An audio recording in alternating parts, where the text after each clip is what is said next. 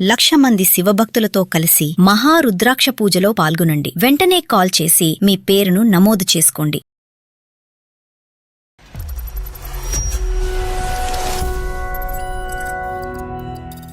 పాప పుట్టినప్పుడు మా ఆయన వచ్చారు, చూసి వెళ్ళిపోయారు హాస్పిటల్ నుంచి. ఆడపిల్లనయ్యుండి ఆడపిల్లని జన్మనిచ్చడం ఇంకా దౌర్భాగ్యమా అని నేను ఫస్ట్ టైం నేను చూస్తున్నాను. ఇప్పుడు నేను మళ్ళీ 6 months కన్సీవ్ అయి ఉన్నాను.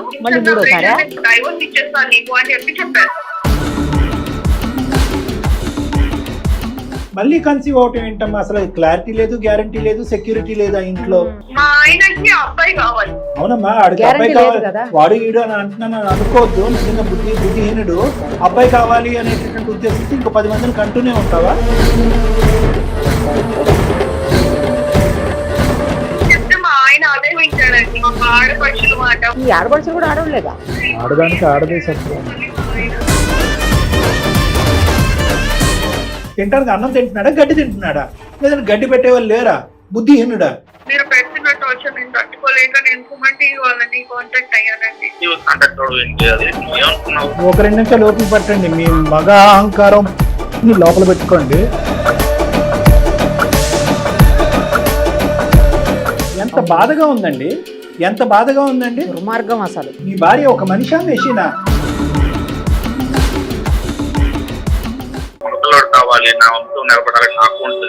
ఇప్పుడు అవి కూడా జరుగుతున్నాయంటే హాంకాంగ్, సింగపూర్ లో అవి కూడా చేస్తున్నారంటే. మీకు ఒక గర్భసంచి పెట్టి తర్వాత చీర, గాజులు ఇవన్నీ ఒక ఏర్పాటు చేస్తాం, కొత్త తరహాలో ఉంటది. మీ ఇంట్లో 2 ఆడపిల్లలు పెరుగుతున్నారు. ఒకరికి 8 సంవత్సరాలు, ఒక 5 సంవత్సరాలు. ఆ పిల్లలు ఈ సంభాషణ వింటే కనుక ఎందుకురా భగవంతుడా మేము ఈ భూ ప్రపంచం మేము పుట్టామని చెప్పి బాధపడతారు. రేపొద్దున ఇంకో మగాడితో సచ్చినా కాపురం చేయరు, పెళ్లి చేసుకోరు, పిల్లలు అసలే కానీ. దన్నం సార్, మీ ఇంగితానికి, మీ ఆలోచనకి దన్నం. 10 కోట్ల వందనాలు మీకు. నేను ఒక డాక్టర్గా నేను ఇలా మాట్లాడుతున్న నాకు అసహ్యంగా ఉంది.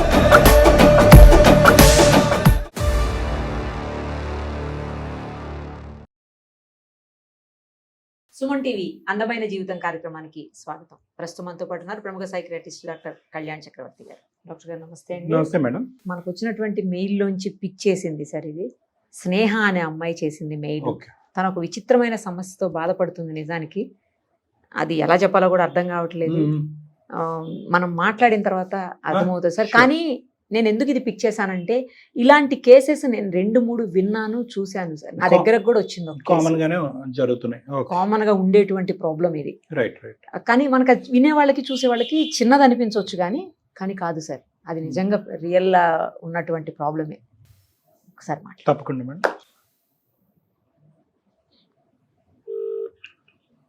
హలో హలో, నమస్తే అండి. స్నేహ గారేనా మాట్లాడేది?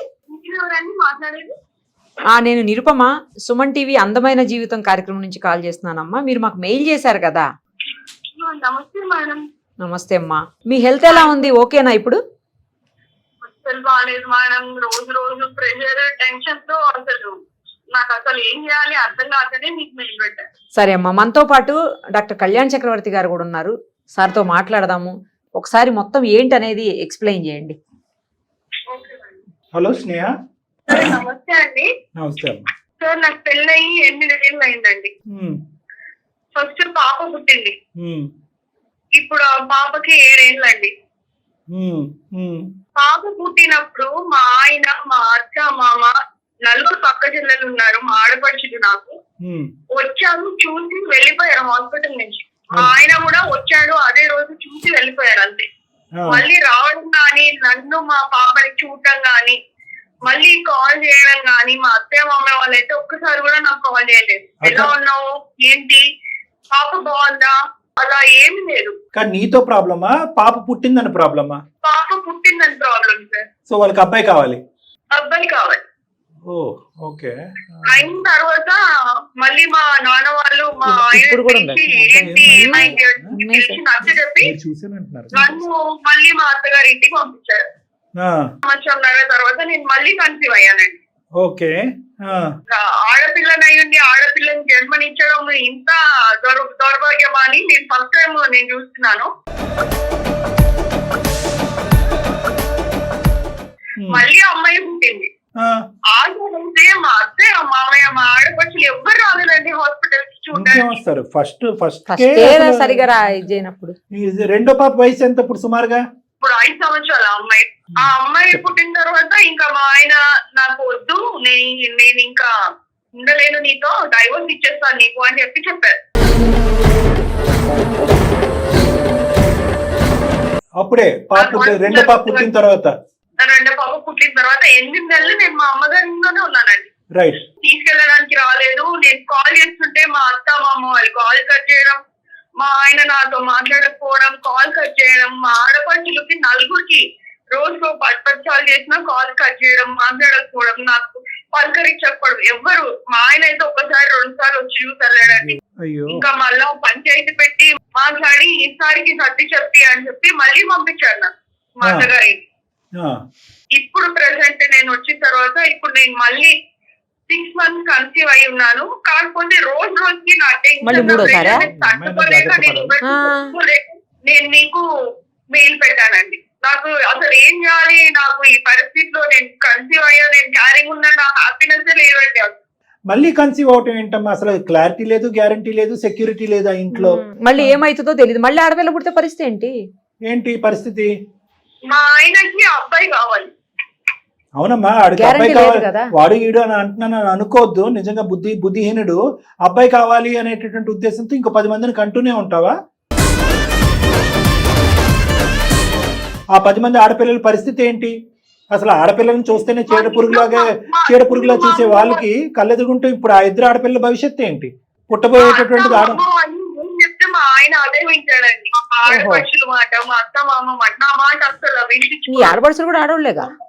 ఇప్పుడు ఏం పెట్టాడంటే మళ్ళీ మా ఆయన ఈసారి కూడా అమ్మాయి పుడితే నేను డైవోర్స్ ఇచ్చేస్తా, నేను నా 3 ఆడపిల్లల్ని పెట్టుకుని ఏ రోడ్డు పైన నేను ఎక్కడ ఉన్నాను, నాకు అదంతా ఎట్లా నేను ఎవరికి చెప్పుకోలేక నా ఫ్యామిలీ సపోర్ట్ చేయలేకపోతుంది. మా అమ్మ నాన్న వాళ్ళు నేను ఏం చేయాలి అర్థం కాక నేను నీకు పేరు పెట్టుకున్నాను.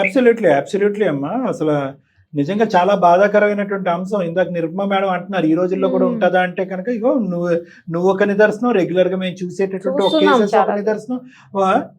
ఎవరినైతే చెదిరించుకుని అసహించుకుంటున్నాడో ఆడపిల్లలు అనేటటువంటి వాళ్ళని మీ ఆయన అదే వ్యక్తికి ఒక 5 అక్క చెల్లెలు అంటున్నారు. అతనికి అన్నది కూడా తల్లి, ఒక ఆడదే. ఇంకేం మాట్లాడతాం? ఇవన్నీ ఎక్కువ మాట్లాడితే సినిమా డైలాగులు అనుకుంటారు. మళ్ళీ నేను 2వ పెళ్లి చేసుకుంటా, అబ్బాయిని కనిపోతే అని చెప్తున్నాడు. ఒకవేళ చేసుకుంటాడు, వాళ్ళకి మాత్రం అబ్బాయి పుడతాడు గ్యారంటీ ఉంది. అమ్మాయి పుట్టచ్చుగా మళ్ళీ కూడా. ఇప్పుడు 6 నెలలండి నేను మళ్ళీ ప్రెగ్నెంట్. ఆ ప్రెషర్ లో నాకు లోపల బాబు ఏమైపోతుందో అన్న టెన్షన్ నేను రోజుకి తట్టుకోలేకపోతున్నాను. అమ్మ, నీకు ఇప్పుడు నీ కడుపులో ఉన్న బిడ్డ గురించి వర్రీ అవుతున్నావు. ఆ 2 నీకు ఆల్రెడీ నువ్వు కన్నటువంటి 2 ఆడపిల్లలకి 5 సంవత్సరాలు 7 సంవత్సరాల ఆడపిల్లల్ని వాళ్ళని ఎలాగ చీడపురుగుల్లా చూస్తాడేమో ఇతను. రానున్న రోజుల్లో వాళ్ళకి తిండి తెప్ప పెడతాడా? ఒక గూటు ఇస్తాడా లేదా? లేదంటే స్కూల్ ఫీజులు కడతాడా లేదా? ఏం మనుషులు, ఏం బ్రతుకులు ఇవి? పట్టుకునే వాళ్ళు కూడా కాదండి, అమ్మాయిలు అని చెప్పి ఎవరు చూసుకునే వాళ్ళు కాదు, పట్టుకునే వాళ్ళు కాదు. నేను ఒకదాన్ని వాళ్ళని చూసుకునేదాన్ని. రేపొద్దున ఎందుకు పుట్టారా అనేటటువంటి ఆలోచన ఆడపిల్లలకి వచ్చినా కూడా మనం ఆశ్చర్యపడక్కర్లే. నాకు అదే భయంగా ఉందండి. నా జీవితం, నా పిల్లల జీవితం ఏమైపోతుంది బాధతో నేను నీకైనా ఒక ఆలోచన బుద్ధి ఉండాలి కదమ్మా. అసలు ఈ ఆడపిల్లల్ని ఏ విధంగా ట్రీట్ చేస్తారు అనేటటువంటిది నీకు ఇప్పటికే అర్థం అవ్వాలి. 8 years పాటు ప్రయాణంలో అత్తింటికంటే పుట్టింట్లోనే నువ్వు ఎక్కువ కాలాన్ని గడిపావు. ఒక ఆడదాన్ని చూస్తేనే ఒక చీడ పురుగులాగా చూసేటటువంటి వీళ్ళకి మళ్ళీ నువ్వు ప్రెగ్నెంట్ అయ్యి మళ్ళీ ఒక క్వశ్చనబుల్ సిచ్యువేషన్ నీకు పుట్టబోయే బిడ్డకి తీసుకొస్తే ఇంక నిన్నేమనాలమ్మా? ఎక్కడో చాటు దీనికి ఒక కామా ఫుల్ స్టాప్ ఉండాలి కదా. మగాడన్నా కనీసం అబ్బాయి పుడతాడేమో అన్న నమ్మకం ఏమో సరే ఆమెకి పాపం. మేడం ఇప్పుడు ఒకటి మేడం, సరే మీరు అన్నదే కరెక్ట్ మేడం, అబ్బాయినే కన్నది ఈ అమ్మాయి. ఇప్పుడు ఈ అబ్బాయినే చూస్తాడా 2 ఆడపిల్లల వైపు చూస్తాడా? ఇప్పుడు పొరపాటు మా ఆయన మాట వినడం తప్పే, వాళ్ళు ఎవరు నా మాట వినరు. నా మాట అంతా నువ్వు చెవున పెట్టరు, వినిపించుకోరండి. నువ్వు అలాగా దయచేసి మీ ఆయన్ని క్షమిస్తూ వెనకేసుకుని రాకమ్మా. ఎంత మీ ఆయన వయసు ఎంత, ఆలోచన ఎంత, చదువు ఎంత, ఉద్యోగం ఏంటి? ఇప్పటికీ అతనికి తెలియదు. సార్లండి ఆయన ఐటీ కంపెనీలో. అవును, అలాంటి వాడికి ఆడపడుచులు అక్క చెల్లెలు చెప్తే సై అంటే సై అని గంగిరెద్దులే తలవపటం ఒకటేనా? పిల్లలకి అంటున్నాడుగా లైన్ లో పెట్టి ఎటువంటి పిల్లోడు కావాలి, అమ్మాయి కావాలా, అబ్బాయి కావాలని డిక్టేట్ చేసి వాళ్ళ ఇతనికి తినడానికి అన్నం తింటున్నాడా, గడ్డి తింటున్నాడా, లేదంటే గడ్డి పెట్టేవాళ్ళు లేరా? బుద్ధిహీనుడా? నిజంగా నా నోట్లోంచి అవే మాటలు వస్తాయి. మీరే ఎలా అయినా ఆయన నచ్చి చెప్పి నాకు నా పిల్లలకి ఒక జీవితాన్ని ఇవ్వండి సార్. ఉన్నారా? ఉంటే ఇంట్లో ఉంటే ఫోన్ ఇవ్వండి, లేదంటే ఫోన్ కాల్ కలపండి, మాట్లాడతారు సార్. నీకు జీవితాన్ని ఇస్తావమ్మా, కానీ నువ్వు దయచేసి ఈ పట్ట ఇప్పుడు ఏదో అంటారు చూడండి, లైన్ లో పెట్టి పిల్లల్ని ఇలా గనేటటువంటి కార్యక్రమాన్ని దయచేసి ఇప్పటికైనా విరమించు. నీ ఆరోగ్యం కూడా చూసుకో ఒకసారి. నువ్వు కూడా బల్లగుద్దినట్టు మాట్లాడితేనే మేము సపోర్ట్ చేస్తాం. ఉంటే ఉన్నాడు, ఓడితే ఓడాడు. ఒకసారి కాల్ చేస్తాను. కలుపు. ఏంటో సంగతి తెలియదు. The person you are speaking with has put your call. ఏమైందండి? అసలు నేను కాల్ చేస్తే నా కాల్ లిఫ్ట్ చేయట్లేదు. వారం అయిపోయింది మీరు నాతో మాట్లాడి ఈ రోజుకి. ఎలా ఉన్నారండి? నేను బానే ఉన్నా. నువ్వు ఎలా ఉన్నావు? ఎన్నిసార్లు చేస్తావు? సుమంతిని వాళ్ళతో ఒక్కసారి మాట్లాడారా అండి? నేను ప్రెగ్నెంట్ ఉన్నా, నేను హ్యాపీగా లేనండి. అమ్మాయి వద్దు, అబ్బాయి కావాలని మీరు పెడుతున్న టార్చర్ నేను తట్టుకోలేక నేను సుమంతి వాళ్ళని కాంటాక్ట్ అయ్యానండి. ఒక 2 నిమిషాలు ఓపిక పట్టండి. మీ మగ అహంకారం అన్ని లోపల పెట్టుకోండి. అందమైన జీవితం కార్యక్రమం నుంచి అండి స్నేహ గారు మాకు మెయిల్ చేశారు, ఇలా ప్రాబ్లం ఉంది అని చెప్పేసి. అందుకని మనతో పాటు డాక్టర్ కళ్యాణ్ చక్రవర్తి గారు కూడా ఉన్నారు. మీ ఆవిడ చెప్తున్న దాంట్లో ఒక 2-3 పాయింట్లు చాలా బాధగా అనిపించిందండి. చాలా బాధగా. ఏంటండి ఆడపిల్ల అయితే మీ ప్రాబ్లం ఏంటి? అయినా ఆడ మగ అనేది ఎవరు డిసైడ్ చేస్తారండి? భగవంతుడు ఇస్తాడు అంతే. ఆడ మగ అనేది మనం డిసైడ్ చేయలేం కదా. అసలు ఆ మాటకు వస్తే డిసైడ్ చేసేది మగవాళ్లే. ఆడవాళ్ళలో ఉండేది XY క్రోమోజోమ్స్ కావు, ఓన్లీ XX. అబ్బాయిల్లో ఉండేది XY క్రోమోజోమ్స్. మీ దగ్గర నుంచి X వచ్చి కలిస్తే ఆడవాళ్ళలో XX కలిస్తే అమ్మాయి పుడుతుంది. అదే మీ దగ్గర నుంచి Y క్రోమోజోమ్ వచ్చి కలిస్తే ఇక్కడ XY అయ్యి అబ్బాయి పుడతాడు. ఆ విషయం మీకు తెలుసా? ఏం చదువుకున్నారు మీరు? మాట్లాడండి, ఏం చదువుకున్నారు మీరు? మీ మదర్ కూడా అమ్మాయే కదా. ఇవాళ అసలు ఆడ మగ తేడా ఏంటండి? హలో అమ్మాయిలే, మీ వైఫ్ అమ్మాయే. అసలు ఇవాళ రేపు తల్లిదండ్రులు కూతుళ్ళు బాగా చూసుకుంటున్నారండి మగపిల్లల కంటే. ఆడ మగ ఏంటండి? ఈ రోజుల్లో కూడా ఆడ మగ ఉంటుందా? చదువుకున్నాడు పైగా మీరు. నాకైతే చాలా అసలు బాధగా అనిపిస్తుంది వింటుంటే. గడిది గుడ్డు ఉంటది, ఏముంటదండి? ఏ ఆడపిల్ల అయితే కుటుంబం నిలబడదండి? ఏం మాట్లాడుతున్నారు? మీతో పోటీ పడి సంపాదిస్తున్నారు ఆడపిల్లలు కూడా. ఇవాళ వంశధారకుడే ఉండాలా, వంశధారకురాలు ఉండకూడదా? అదే కదా. సరే లేలే, మీరు మాకు ఈ మాత్రం అయినా కూడా కొద్ది గౌరవం ఇచ్చి ఈ 2 నిమిషాలు మాట్లాడుతున్నారు అంటే కనుక మేము సంతోషం. ఎక్కడో చోట మీకు కొద్దిగా ఇంగితం ఆలోచన ఉంది, జీవితాన్ని నిలబెట్టేటటువంటి ఇది ఉందన్నట్టు అనిపిస్తుంది. కాబట్టి మీరు మాట్లాడండి, మేము వింటాం. అసలు సబ్జెక్ట్ ఏంటి, ప్రాబ్లం ఏంటి? నిజంగా ప్రెగ్నెన్సీ ఆడపిల్లలకు అంటమే ప్రాబ్లమా? దానికి మించినటువంటి ప్రాబ్లం ఏమైనా భార్యాభర్తల మధ్యన ఉందా? మాకు తెలియని అంశాలు ప్లీజ్. ఏమి లేదు సార్, నా భార్య చాలా మంచిది, చాలా బాగా చూస్తుంది. నాకు కూడా తనంటే చాలా ఇష్టం. కానీ నా ప్రాబ్లం కూడా అర్థం చేసుకోండి. ఇప్పుడు మా ఇంట్లో 4 అక్కలు నాకు. మా నాన్నగారు నా కోసం 4 ఆడపిల్లలు పుట్టిన తర్వాత నా కోసం వెయిట్ చేసి నన్ను కన్నారు. సరే చెప్పండి. సో అట్లాగే నాకు కూడా నెక్స్ట్ మా పెద్ద గారు ఎలా అయితే నా ద్వారా వంశాన్ని అభివృద్ధి చేసుకుంటున్నారో, అలాగే నేను కూడా మళ్ళీ నా పిల్లల ద్వారా అభివృద్ధి చేసుకోవాలి అనేది నాకు ఉంటుంది కదండి. ఏంటండి ఏం అభివృద్ధి సార్? అభివృద్ధి ఇది, దీని అభివృద్ధి అంటారా? అంటే ఇంకొక 5 ప్రెగ్నెన్సీల వరకు మీ అమ్మాయిని, మీ భార్యని ఇలా లైన్ లో పెట్టి పిల్లల్ని కనమంటారా? 5ో 10ో మనకు లెక్క తెలియదుగా. అంటే మీకైతే మాత్రం దారకుడు కావాలి, సోకాల్డ్ వంశధారకుడు. ఎంత బాధగా ఉందండి, ఎంత బాధగా ఉందండి. దుర్మార్గం అసలు. ఆవిడ మనిషా మెషినా అండి? నీ భార్య ఒక మనిషా మెషినా? అంటే లైన్ లో పెట్టి పిల్లలు కంటేనే భార్య ఒక తల్లి, అబ్బాయిని కంటేనే తల్లి. నేను అనలేదు కదా సార్, మనిషి తను కూడా తెలుసు, నాకు తను బాగా తెలుసు. ప్రెగ్నెన్సీ వస్తే అంత బాధగా ఉండదు తెలుసు. కానీ నా బాధ అనేది ఎవరు అర్థం చేసుకున్నారు చెప్పండి? నాకు మగపిల్లడు కావాలి, నా వంశం నిలబడాలని నాకు ఉంటుంది కదండి. ఏమండి, మీ బాధలో లాజిక్ లేదు సార్, సైంటిఫిక్ రీజన్ లేదు, మీకు అర్థం కావట్లేదు. మీది బాధే, ఆవిడది బాధే. మీకు ఒక మగపిల్లడు చూడాలి అనేటటువంటి ఆలోచన ఉంది మీకు. వెళ్ళండి, ఏదైనా సోషల్ సర్వీసెస్ కి అప్లై చేయండి, దత్తత చేసుకోండి ఒక చక్కటి అబ్బాయి. ఒక పిల్లాడు, ఒక అనాథ పిల్లవాడికి జీవితం ఇచ్చిన వాళ్ళు అవుతారు. వాళ్ళ మంది పిల్లలు క్యూలో ఉన్నారు అక్కడ. Suggestion sir. అవును మేడం. ఇప్పుడు ఇప్పుడు ఎలా డిసైడ్ చేస్తారు సార్? నీ బాధ అర్థం అవుతుంది, ఓకే, నీ బాధ నేను అర్థం చేసుకుంటాను. ఎవరు డిసైడ్ చేస్తారు సార్? ఏ క్రోమోజోమ్ ఎవరికి వెళ్తుంది, ఏ జీన్ ఎవరికి వెళ్తుంది, ఎవరు డిసైడ్ చేస్తారు సార్? ఇది బయాలజికల్ కాదా? పోనీ మీరు ఏమైనా తెలివి తక్కువ చదువు అన్నటువంటి వ్యక్తి అంటే కనుక ఓకే, బయాలజీ మీకు తెలియదు, అర్థం చేసుకున్నారు. మీకు స్పర్మ్లో ఏముంటుందో తెలుసు, ఓవంలో ఏముంటుందో తెలుసు. మేడం ఆల్రెడీ విడమర్చి చెప్పారు.